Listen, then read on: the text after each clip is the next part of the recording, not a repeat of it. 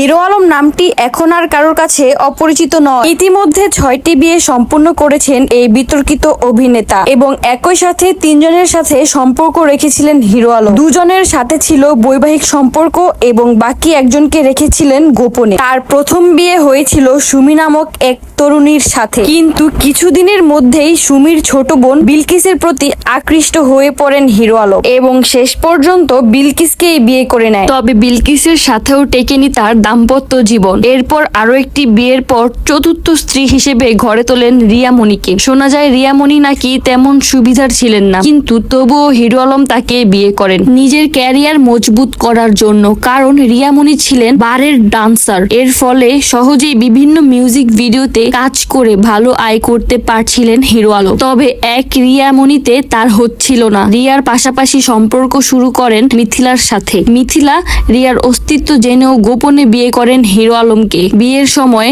Hero Alam প্রতিশ্রুতি দেন মিথিলাকে বিয়ে করার পর রিয়ামণিকে ছেড়ে দিবেন, কিন্তু বাস্তবে রিয়ামণিকে ছাড়েননি, বরং মিথিলাকেও নানা মিথ্যা প্রতিশ্রুতিতে জড়িয়ে রাখেন। এক পর্যায়ে মিথিলা বুঝে যান রিয়ামণিকে আলম কখনোই ছাড়বেন না, আর সেই সময় হিরো আলম বুঝে যান রিয়া এবং মিথিলাকে একসাথে নিয়ে বেশি দিন টেকা আর তার পক্ষে সম্ভব হবে না। তাই গোপনে নতুন সম্পর্ক গড়ে তোলেন ইতির সাথে। বর্তমানে রিয়ামণি তার জীবন থেকে সরে গেছেন, মিথিলা আছেন, তবে তাকে সবসময় নিজের ইশারায় নিয়ন্ত্রণ করেন বলে অভিযোগ রয়েছে। সর্বশেষে হিরো আলমের ঘনিষ্ঠের তালিকায় যুক্ত হয়েছে ইতি। তবে এখনো পর্যন্ত সে নাকি রিয়ামণিকেই ভালোবাসে এবং রিয়ামণিকে না পেলে সে যা কিছু করে ফেলতে পারে। এখন দেখার বিষয় হিরো আলম মিথিলা ও ইতিকে বাদ দিয়ে রিয়ামণির সাথে আবারও মিলেমিশে যায় কিনা, নাকি ইতিকেও সে পাশাপাশি রাখবে আর মিথিলাকেও। এই বিষয়টি নিয়ে আপনাদের কোনো মন্তব্য থাকলে কমেন্ট করতে ভুলবেন না।